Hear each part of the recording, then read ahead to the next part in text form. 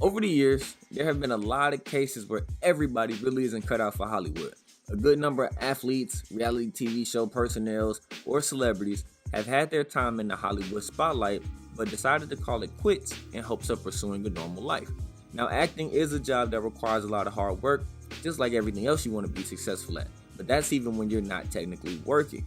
It comes with a large level of fame that doesn't always sit well with people, but in other cases, some actors just find that they aren't really as passionate about the work like they was when they first started. Quite frankly, if you made a bunch of money from being famous and could support yourself indefinitely, then why would you stop acting to get a normal job or live the life that you actually want to live?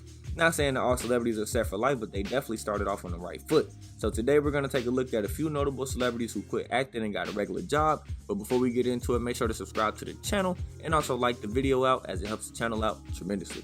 Now let's kick this off with one of my favorite people, Karen Parsons, who is best known for playing Hillary Banks in The Fresh Prince of Bel-Air. She was a spoiled-rotten diva, though. If you have watched The Fresh Prince of Bel-Air, then you know who she is. The show lasted for 6 seasons and had a huge success for many. The Fresh Prince of Bel-Air had a substantial impact on how they saw the world, and it also made actor Will Smith an enormous actor. But for Karen Parsons, it was also a good place to end her acting career. After 6 seasons, any actress would be burnt out by the heavy workload they endured, but thankfully, Karen did much more than sitting around on her piles of money. After the final episode, she went on to co-create, co-produce, co-write, and co-star on the Fox sitcom Lush Life, but got canceled after only 4 episodes. She took on a few more roles in movies like Major Payne and The Ladies' Man, and she founded Sweet Blackberry, which is a non-profit organization that focused on teaching children about Black history. She keeps finding a way to make an impact in her community. Now, if you watch Game of Thrones, you know who this is. Jack Gleason, aka King Joffrey. He started acting when he was only 8 years old, though making appearances in Reign of Fire and Batman Begins. But in 2011, he hit the jackpot when landing the role of Joffrey, the psychotic king on Game of Thrones.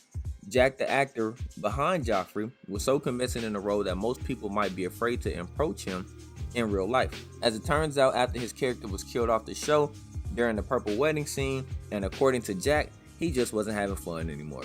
Jack decided to retire from acting and pursue a different career path as an adult. He went to Trinity College and majored in philosophy and theology. Whatever he does with the rest of his life, it's probably a comfort to know that you can always fall back on the mountains of money you made starring on one of the world's most popular shows. Shifting on to one of my favorite shows as a child, The Suite Life of Zack and Cody characters Dylan and Cole Sprouse.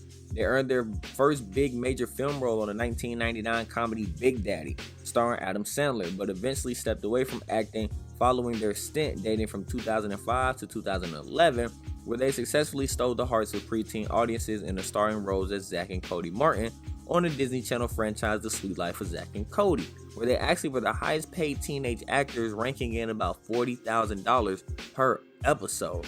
Jesus Christ, if I was touching $40,000 as a teenager, my oh my. But they ended up starting their own franchise called the Sprouse Brothers brand, but they made sure to go back to school, where they both attended New York University from 2011 to 2015, while Cole eventually returned to the small screen with the starring role on the CW's Riverdale. Dylan has made a life off-screen as the co-founder of New York's All Wise Meadery. Dylan occasionally makes short indie films, presumably for his own enjoyment, but has eschewed Hollywood in favor of bringing feed back to the masses. And that's all we have for y'all in today's episode. If you are enjoying the content on the channel, make sure you like the videos up, comment down below to let us know that it was a good video, and also subscribe if you're interested in seeing more content from us. And we hope to see you in the future.